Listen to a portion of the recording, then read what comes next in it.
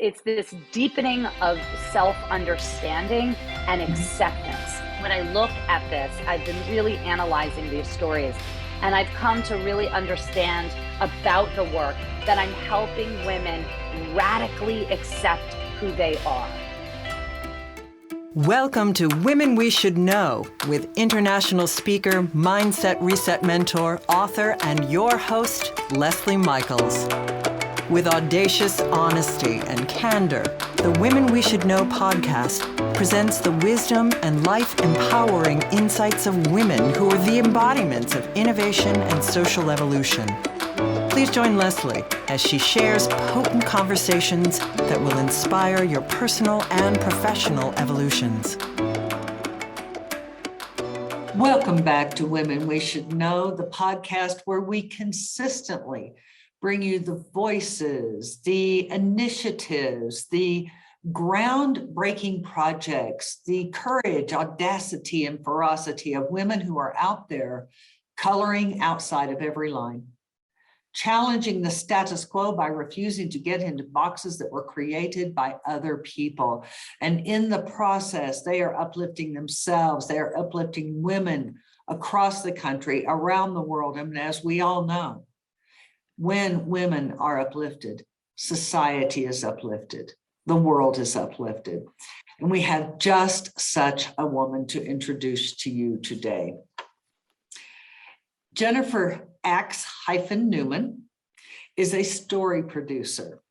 We love stories, don't we, women?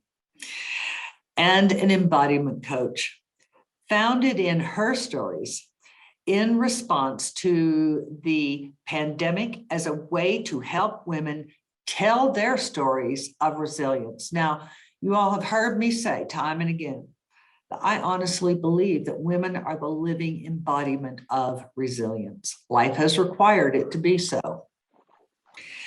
Jen has combined her 30 plus years of movement, photography, editing, speaking, and directing to curate herStories collection. These videos are meant to educate, inspire, empower, and open our hearts and minds to what is possible. Jen's mission is to shift the mindset of humanity one story at a time. And I will tell you, women, because I always tell you the truth. And when there's some big truth to be told, I'm the first one to speak it. When I met Jen, and she gave me the privilege of seeing her work, I was speechless. Now I know that's a big statement in and of itself, right? You must check out this work. And in the meantime, before that can happen, I'm going to introduce you to Jennifer. Hey, Jen, how are you today? I'm great. I'm so happy to be here. And we are so happy to have you. It's a little tiny thing that I do just for the fun of it, just to entertain myself. At the beginning of every episode, I like to ask the guest what is not in your bio that you would love to share with our listeners. Oh, something about me that isn't in my bio. Something like silly, like that I love mint chocolate chip ice cream. And my absolute favorite dessert is a hot fudge sundae with mint chocolate chip ice cream. Something like that, or something a bit deeper. Your call. My call? Okay. There's the light stuff about the dessert. And then a little bit more insight to who I am. I really got here with, a bit of struggle myself and resilience, right? And I really appreciate resilience because, like you said, women embody resilience. And, I'm a woman and I happen to have dealt with a lot of things along my journey to get here. And I'm grateful for all of it because it's why I'm doing what I'm doing. But a detail of that is I really struggled as a young child with my capabilities. And I was shamed a lot as a kid and in school, not at home. I had the best mother ever. but in school. And so, it's amazing when you can meet someone that's doing something like I'm doing that I'm so proud of. And I feel like the work is making such an impact. But then you just pause for a second and say, wait, was it always this passionate and always this, Mhm. grounded and all of it? And Right. the answer is really no, it was a journey. And there was a lot that led up to this. And so there's a little bit of, I mean, we can talk about that more because it is about the work. But I always find that really interesting about people and their journeys. Absolutely. And that is the thing that causes women to have to develop resilience. Right. In grade school, some of us, is the fact that life is not only not made easy for a huge percentage of women, it is made intentionally or aggressively or in whatever action of depreciation, it is made hard for women. It is. We're the ones that have to birth children for a reason. Yes. One of the most painful things and beautiful, but there's a reason why we were given that responsibility. Mm-hmm. I forget which great audacious woman it was who said, if men could get pregnant, abortion would be sacrament. Appropriate this week. Yes. Appropriate. So tell us a little bit about herStory, about what you are doing and how you are impacting women with this creative genius project that you have curated. Thank you. I do feel like it is incredibly unique and beautiful. And I just Mhm. so appreciate when people like yourself really see the genius in all of it because it is very unique. Um, so what is it? So it is such my own curation of all of my passions. I love to empower. I worked with children for 16 years in inner city public schools in New York City, empowering them through the arts to be their absolute unique excellence. And when the pandemic hit, the schools got shut down. And I was left with this desire to empower, and I couldn't touch and feel and experience these children because everything had shut down. Of course. So, of And course, it was worse in New York than anywhere. it was pretty bad. Yes, it was pretty bad, but there was a lot of beautiful things that came out of it. And one Sure. of the things that came out of it was herStories. Yes. So I was sitting there thinking to myself, I have this desire. I love people. I want to bring the best out in people. And how can I do this? I'm not able to connect with the children any longer. So I absolutely love women. And I, like you, feel and love the resiliency that lives inside of us. So, Mhm. alongside the desire to empower, I am a editor and a photographer and a dancer, and I love music and all of the artistic modalities. So I brought them all together with the intention to really help women tell and share their stories with the world so that they can empower others. They can first empower themselves and then empower others to shift the mindset so that we can learn and educate and grow from one another. So, but do it through an artistic lens, which has been my entire background, to make them interesting and entertaining and fun and celebratory. Fun, I wouldn't say goes with all of them. Some are fun, Of course. but most Well, of not them, all herStories are fun. herStories are fun. Well, they're celebratory, they're Yes, uplifting, they're absolutely. empowering, they're inspiring. 18 months later, and I have close to 100 stories. Some women use privately, but mostly they become a part of the collection, which is seen now, different platforms and other women that want to share them and use them to inspire others. But it is truly a beautiful process that really begins with the woman. And my goal is to help a woman stay connected to her story, learn and, or not learn, but really understand all of the parts of her that make her who she is, even the trauma, even the feelings that didn't feel so good, to connect to all of them and realize these are all parts of who I am. This is what makes me who I am. And so we need to celebrate that and not feel shame because of it. So that is sort of the intention. And using the editing style that I have that's very fluid, that represents a woman's energy, is really important to me. And I bring in a lot of the arts, a lot of music, a lot of spoken word, and they're short, they're 3 to 5 minutes long, and they're curated pieces of art inspired by women's life. And featuring women, the women themselves. Oh, yeah, absolutely. We don't want to leave that part out. Oh, yes. That to me is a given, but that should be something that's said, right? Yes, it should be said, because makes sense to us, but I can feel that we have listeners out there saying, now, how does this work? What does this look like? Use words to paint a picture of one of your pieces, Jen. Words to paint of the process? Of what the journey? What a woman sees when they witness one of your creations. Oh, absolute awe of themselves. Of themselves is what's of themselves. And right. That's what makes my heart expand.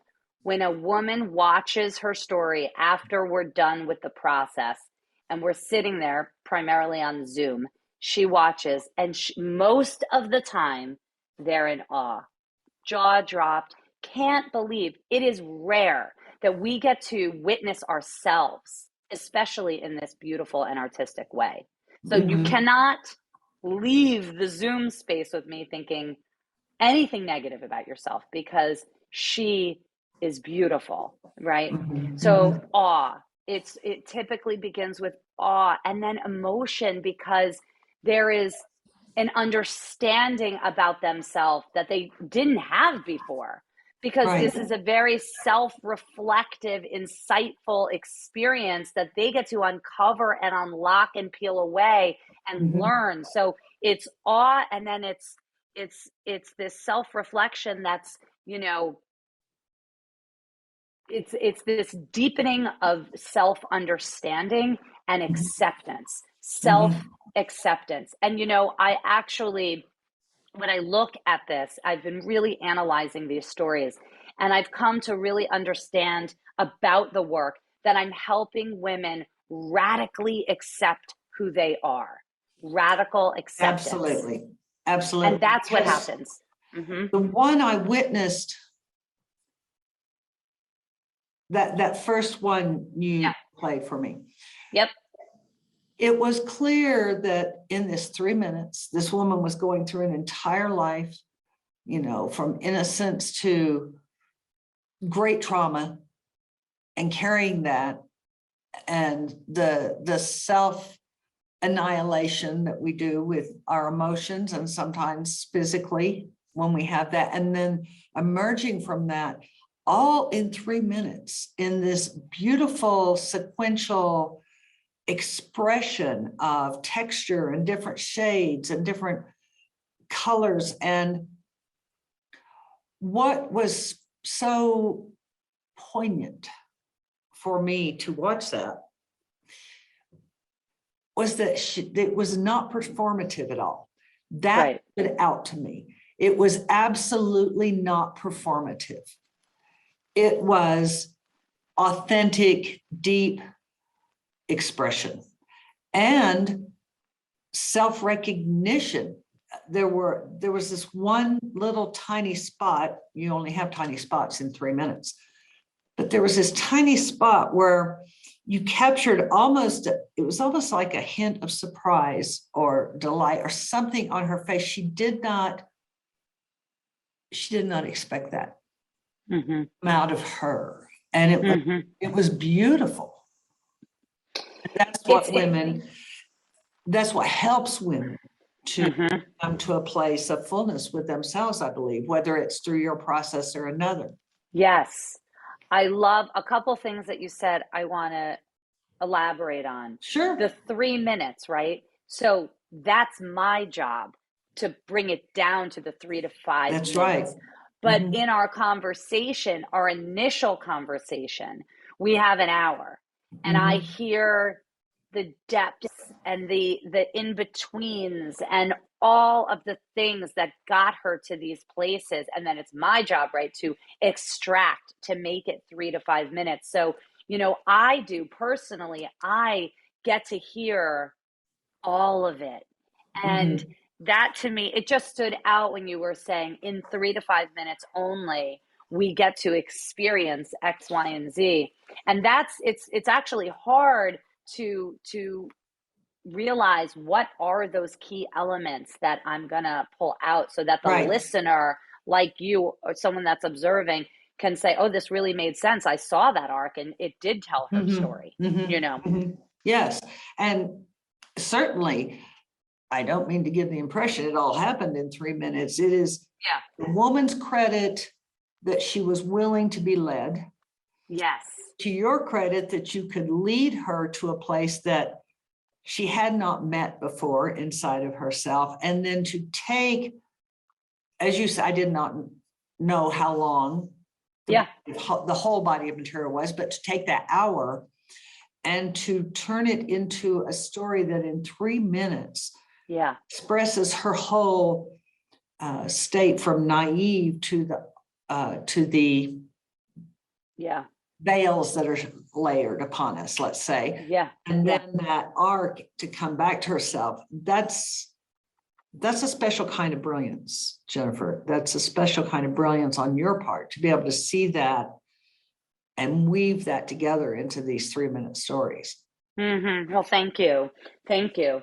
I also want to mention you talked about what struck you that it wasn't performative.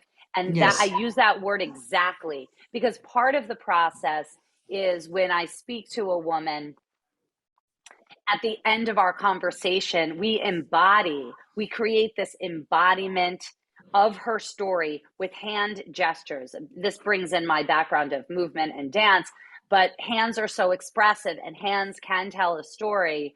And so I help a woman create gestures to represent her story, and she will journey through that at the end of the call, and it's quite beautiful. And it's those gestures that inspire some additional footage that I get. I say all of that because while I'm taking her through this embodiment part, I completely talk about how this is not performative, that this is completely raw. This is the most vulnerable expression in a safe environment that may be used or may not be used, because it's important to allow the woman to choose as well if she feels a little bit self-conscious around this. Typically, that Mhm. doesn't happen by this point. She feels completely safe and understood and gets it, and I just take her on her journey.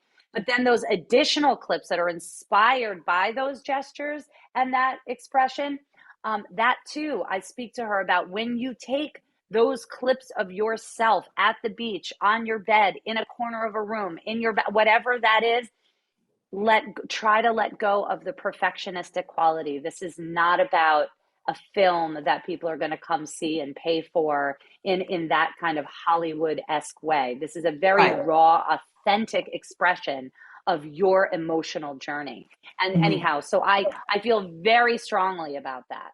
And Mhm. so I'm glad that resonates. I'm glad that comes through because that's a big part of our conversation. Well, yes, and that is the reason it's powerful. We've all seen performative and enjoyed much of it and had moments when we've had enough. But this is in a completely different context. This is not entertainment. This is evolution Mm, on film. mm. I love that. I'm constantly trying to figure out how to describe this. And so you have such a beautiful eloquence in your vocabulary. So I'm trying to capture some words that you're saying. Use any of them. They're free. They're in the dictionary. I could see you taking, of course, with certain women agreeing to participate, taking this and turning this into an art installation, Right. an experiential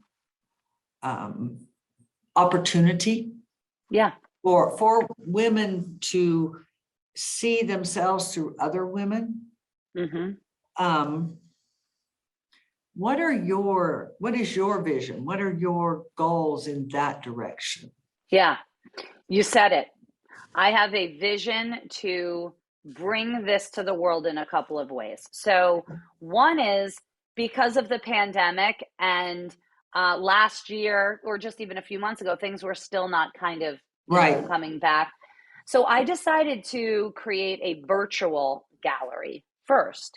So I've had 6 of them so far, where I feature 3 women, just because 3 is my favorite number, 3 women and their stories. And so essentially we're in a Zoom room, but I like to call it a gallery.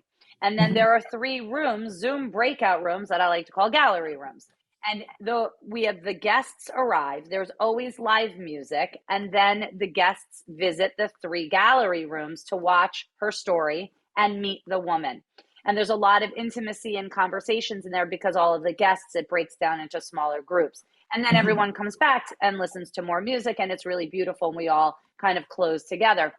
I want to take this to every city all over. I want to take this as a traveling art installation or traveling gallery. Exactly what you said, experiential. I want the guests to be able to interact with the women and witness the art, because that's what it is to me as an artist. There is no better inspiration than a woman's life story. There just isn't. So Right. why not celebrate it? Why not create these beautiful pieces of art out of it? So they are pieces of art. So why not use it like a gallery or a museum, So that is what I want to do. And I want to take these women and I want their voices to be heard. And I want them to be on center stage and talking about their journey and empowering others to do the same. So that's the goal. And I need to fundraise for it. And I have some thoughts around that. And I want it to be, I just feel it. I see the music. I see the opportunity. I just see the entire thing. So that is one goal. It's a big one, and I want it to happen. The other thing is, it is a big goal, but I feel like it's an important goal because virtual has saved our lives. I will never bash virtual. I think a great majority of us would not have been able to survive the isolation and the containment of COVID without virtual. No doubt about it. And it's exploded to give us so many different ways of expression, but in what you're doing personally, because it's all about me, of course, I want to be in the room. I want to feel the other women's response. I want to feel that energy of those other women interacting and reacting and responding and resharing all of this, because I can see that being very, quite empathic and quite visceral. I can see that as being an important additional element to this glorious thing you are creating. I couldn't agree with you more. Absolutely. And I really like how you said it's not only exciting and all of that, it's important. It is important to me. My mission is to shift the mindset of humanity one story at a time. And how we do that is by shifting the mindset of ourselves first and then others. So we radically accept ourselves, then we radically accept others, and it just domino effects from there. This is important because this is how we're going to shift the mindset of humanity one story at a time, by sharing our stories, by feeling empowered by ourselves and others and sharing. So there is so much here, there's that traditional mindset of learning. There's that traditional path of of learning history and educating ourselves so that we become deeper and more compassionate humans in the world. And then there's also other ways to do the same thing through the arts. You know, we can teach, we can educate, we can deepen compassion by watching and witnessing pieces of art like this. What I hear when you speak of that, what I feel when you're speaking of that is the difference between head learning and full sensory learning. The difference being between being able to recite or debate something and to actually embody learning and understanding. I mean, 100%. This is where my story really begins. And I'll briefly just say, because you're exactly speaking to the heart of why I'm doing what I'm doing. You know, as a child, I was shamed in school. And as a result of that, I developed this story to myself that I was not worthy, not smart, not capable, all of these things. And it really affected my academic educational journey. And I was blocked and I wasn't seen by the teachers in the way that they saw other children. So I really got lost in the learning. And later in life, because I was so curious about it and because I really had a turning point, which I will just say, I was invited to go to dinner with JFK Jr., literally JFK Jr. He was friends with a boyfriend and blah, blah, blah. And anyway, the point is, I didn't go because I was so insecure about my intelligence. And that's when I hit rock bottom and said, I've got to shift my mindset and my story. What is this? So I learned in my 20s, after meeting with someone around education, I met with a professor and she did all kinds of evaluations and things with me. And she opened my mind to the multiple forms of intelligence. And mine is kinesthetic. Mine is I kinetically learn. I need tactile approaches. I need visuals. I need colors. I need graphs. I need things to be laid out in different ways. So yes, I was shut down as a child because of certain things, but then I also discovered through that journey how I learn. And so I basically asked her to start my entire educational journey from scratch in the way that I could understand it. So she taught me for 5.5 years in the way that I could learn. And then after that next chapter, I worked, as I mentioned, with inner city public school children in New York City to teach them curriculum through the arts, to empower them to reach their excellence, but through this lens of kinetic learning. I still do that sometimes as well. And now with women, I'm saying to women, let's tell your story in the way that you want to tell it. Do you want to use, what do you do in your life to tell you? Do you cook? Do you garden? Do you clean? Do you bike? Do you exercise? Do you do yoga, meditate? I want those clips. I want those stories. I want to know how you express yourself in your life alongside the spoken word. And then, of course, we'll throw in some music so that it really becomes alive and full. But the point is, there are multiple ways to tell our stories. And I really am so passionate about that because it's the embodiment. It's embodying and being brave enough to accept that we can express ourselves, we can learn, we can share, we can tell in multiple ways. And through the arts is my thing. So, you know, it all kind of really just speaks to the heart of what I'm doing. Definitely, definitely. I understand that. Don't give me an owner's manual on anything. 4 words in, my eyes will be glazed over and I'll just be looking at the words. I'm not reading them. I'm done. Yes, I relate. I'm toast. You have all these women and you're helping them tell their stories because you create this collection of moving land show, this collection moving forward. Are you only working with women you specifically choose because you feel like they will fit within that art installation? Oh, no. Are you working with this with women, say on a client basis or on a, yes.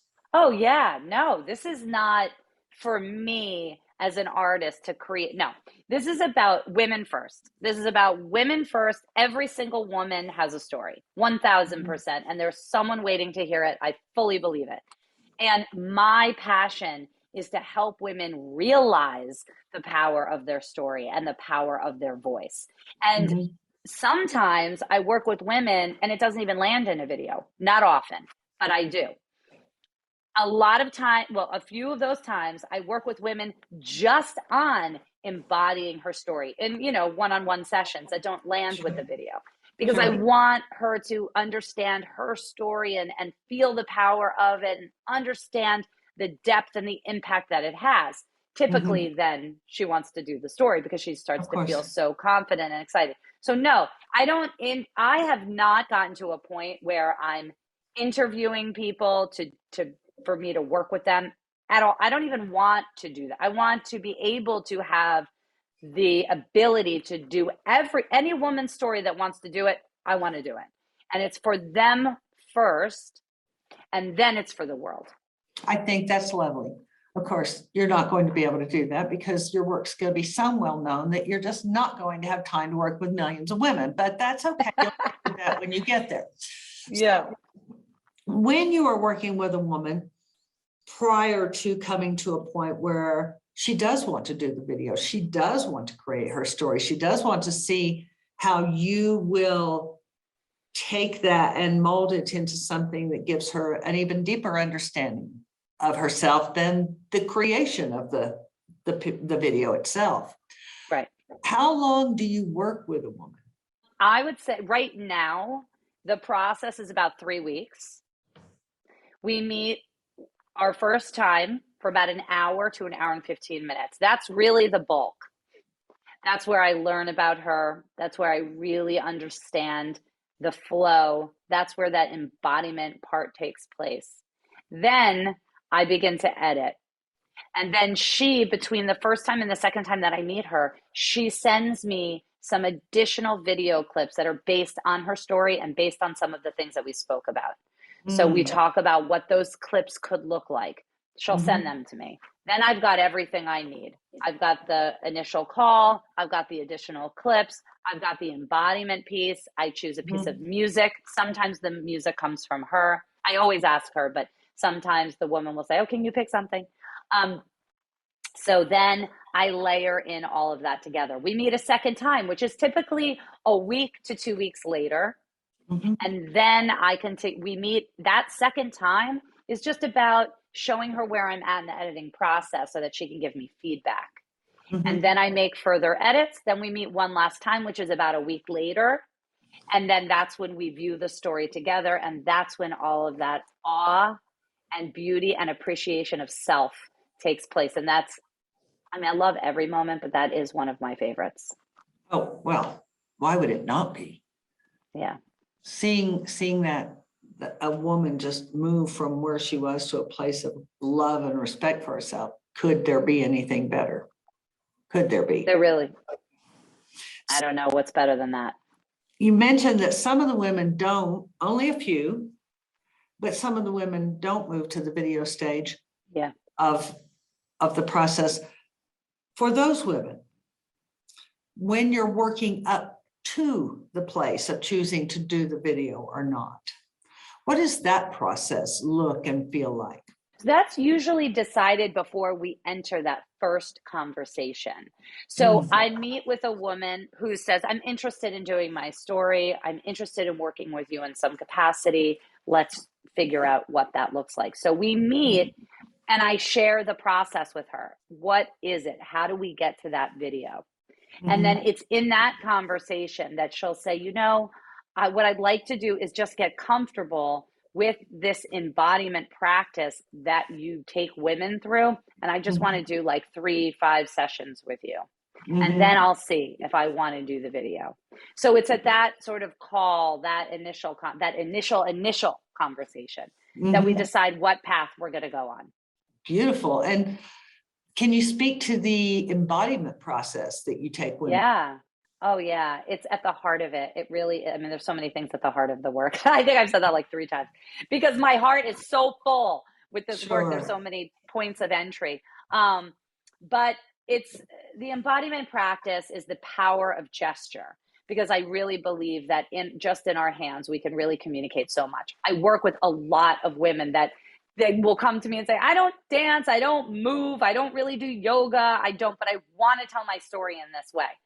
It's 1,000% fine. You don't have to have any kind of movement experience. And so I've really made it so accessible for that reason, so that all women can have access to this embodiment experience and feel really good about it. So what that looks like is, let's say we talk about her story, and as I'm listening, I'm kind of looking and listening for words that describe emotional words, really, that describe the chapters of her life.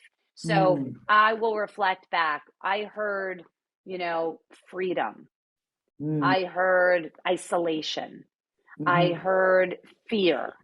And obviously she will say yes or no, right? It's her story. This is what I heard. Is that accurate? And usually it's pretty accurate because I'm so in it with her. And Right. so then we create the sequence. This is how it started, in fear.